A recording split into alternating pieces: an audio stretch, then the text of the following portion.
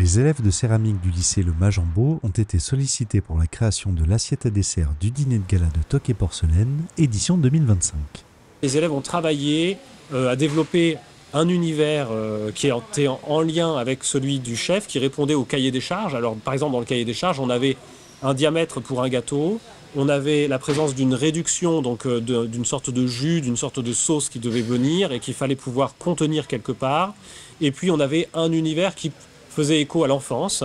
Et donc voilà, les élèves ont travaillé avec leur enseignant d'art appliqué, ils se sont impliqués à fond là-dedans.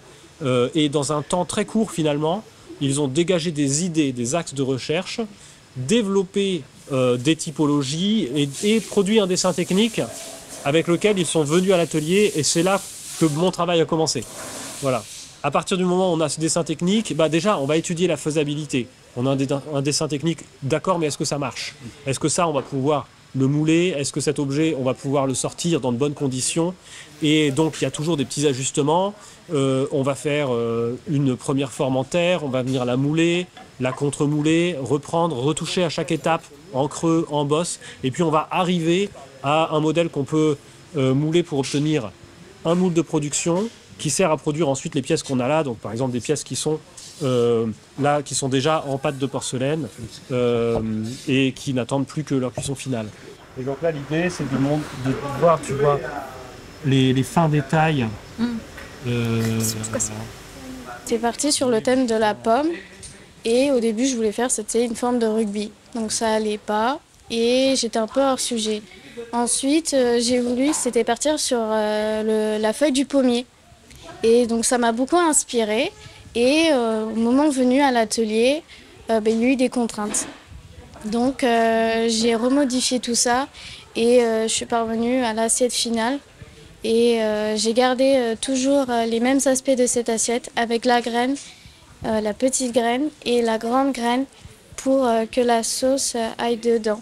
Et par exemple, pour la petite graine, on pourrait mettre la cuillère dedans à la fin du repas. Je trouve qu'elle a une symbolisation, cette assiette.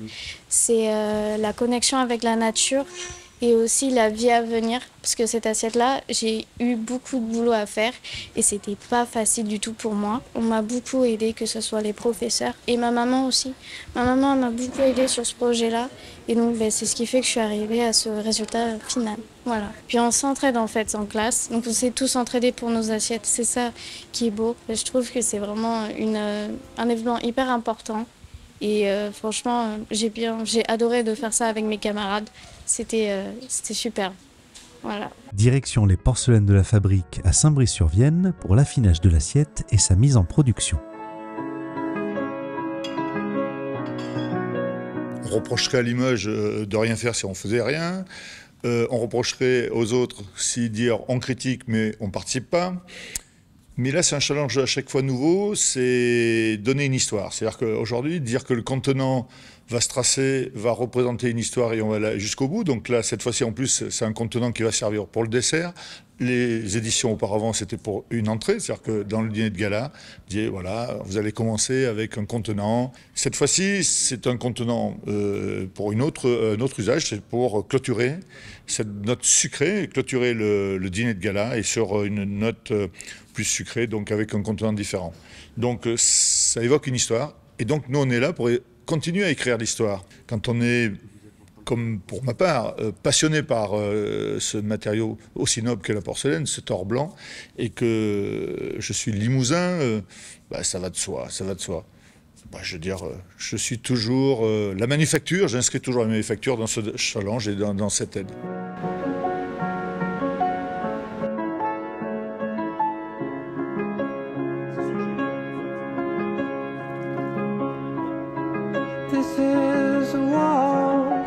C'est une continuité parce que ce soit pour l'entrée ou que ce soit pour le dessert, ça reste un contenant. Notre cœur de métier, c'est aussi que ce soit un contenant, parce que la porcelaine, c'est pour ça que ça s'appelle Toc et Porcelaine. La porcelaine est un contenant au service du chef. Que ce soit pour le dessert, ça ne change rien, ça reste un contenant. Il a fallu apporter des petites touches, des petites modifications, parce que les étudiants, et je salue le travail remarquable du lycée avec les enseignants, mais les élèves n'ont pas encore, je dirais, la connaissance et expertise pour le transférer sur de la production.